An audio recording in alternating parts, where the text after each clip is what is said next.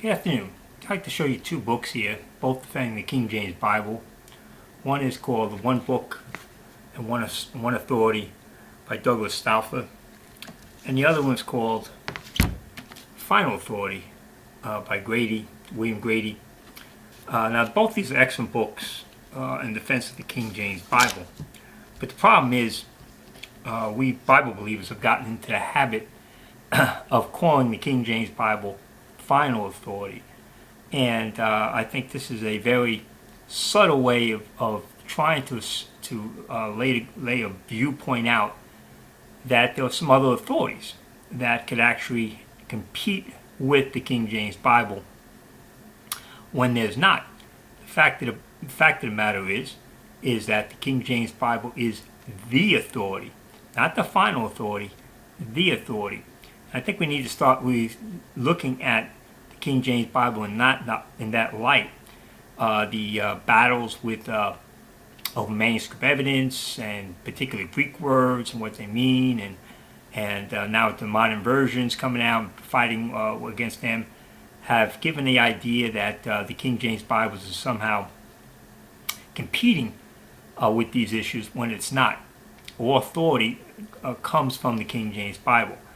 The authority that the manuscripts, for instance, have that went into the King James Bible comes from it. The manuscripts don't give the authority to the King James Bible. The King James Bible gives the authority to the manuscripts. Likewise, the basis of the English in the King James Bible establishes what the Greek and the Hebrew say, not the other way around. And it's a very subtle way when we use different terms to distract from the real authority, the total authority, the complete authority of the King James Bible when we say final authority, because we're given the impression that there are actually other authorities that go into the King James Bible when there's not. All authority comes from the King James Bible. And so when we look at particular Greek texts or manuscripts, and we look at the lines of the manuscripts, and we look at particular things in the King James Bible that go into the King James Bible, and those aspects, we have a tendency to look at those things as authorities themselves, and then the King James Bible making the final authority on them. But in fact, it's the opposite. Anything that we look at, for instance, the Textus Receptus, Masoretic text, have any